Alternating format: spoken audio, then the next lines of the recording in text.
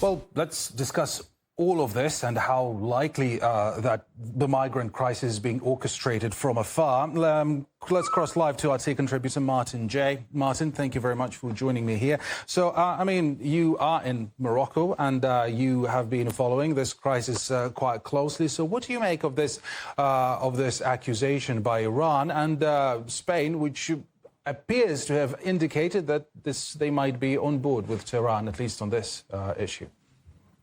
At first glance, it seems to be quite a sensational accusation, but I think when you take a step back and you look at geopolitics and you look at what's happened in the last few weeks, you can't ignore a few key points. I mean, Spain has become a focal point of hatred, both from Israel and in particular Bibi Netanyahu, who was actually threatened to carry out certain actions against Madrid in April. And of course, in the last few days, we've seen a lot of ranting and threats from Donald Trump as well, wanting to do all sorts of things to make Spain a sort of pariah state within the European Union. So I think you've got that backdrop. And then I think it's quite interesting that Trump desperately needs some sort of military victory in the Iran war, even if it's not even in Iran, even if it's in the region.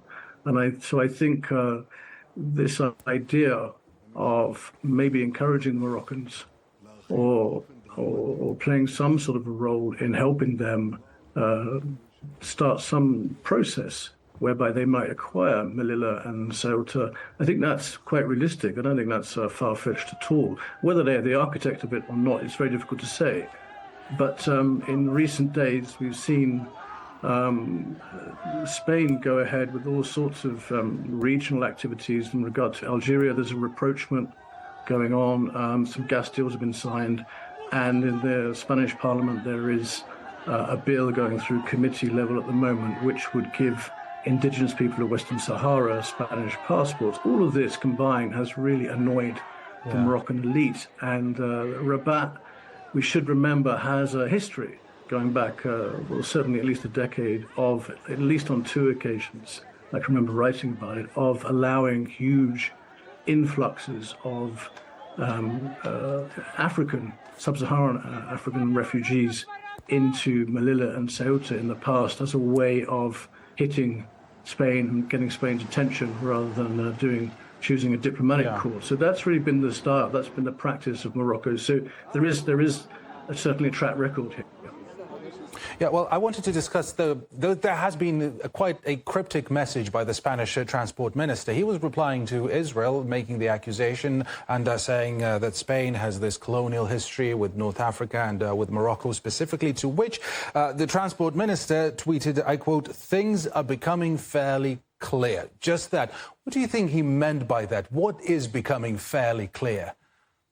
A campaign against Spain, which Israel and the Trump administration would dearly hope a few other people would join. At the moment, it would be incredible for Israel if something were to happen in Melilla and Ceuta, in those two tiny Spanish enclaves.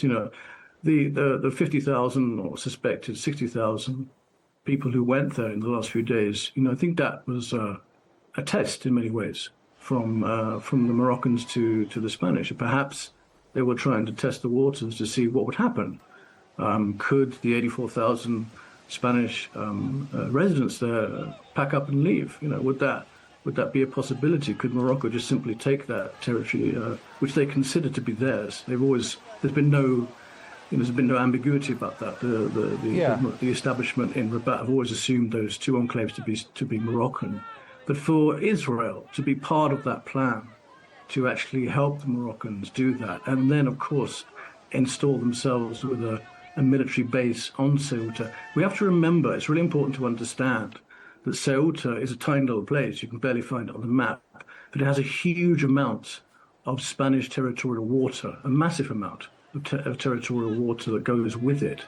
And if the Moroccans were able to take back Ceuta with the help of Israel, that would be basically giving the control of the Straits of Gibraltar to the West and its allies. Well, I just wanted to focus on exactly that, the territorial claims that Morocco has on Ceuta and Melilla. At the same time, the United States, they seem to be enabling Rabat. They're saying that, well, they do have this claim. We recognize that. This is what we've heard.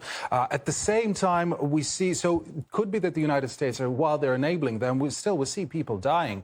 These Moroccans, probably they are likely Moroccans, who are crossing into Ceuta. Some of them, like, over 70 people have died already, and there they end up in, quite hard conditions. We've seen the footage from the, temporary, location point. So what are the United States doing here? Because is Morocco here, will it be better off if it decides to follow the path that the United States are pushing them towards, or will they just become another tool in this geopolitical game by the United States and Israel that you've just mentioned? Igor, that's a fantastic question, and that's a question that I've just put in one of my articles recently.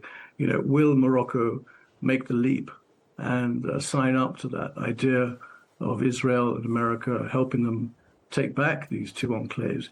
The price is very, very high for the Moroccans. It must be very tempting for the Rabat elite to go along with that idea, and it must be very tempting to listen to those two superpowers, give all the support they possibly could. But at what price? At the moment, since 2022, Spain is one of the few European countries that has given full support to Morocco's supplementary bid to Western Sahara since 2022. That was a dramatic turnaround, which followed years of difficult relations with Madrid. So that's worth a lot to the Moroccans. They wouldn't throw that away very easily. But I, as a cynical journalist who covers geopolitics in the region now for 20 years, I've noticed that there is less and less emphasis put on a number of these countries that give verbal statements of support to the Moroccans. And I wonder if the King of Morocco is getting a bit tired of this token support from EU member states over Western Sahara and wants to accelerate the whole process faster. Okay. RT contributor Martin J., thank you very much for your thoughts on this story.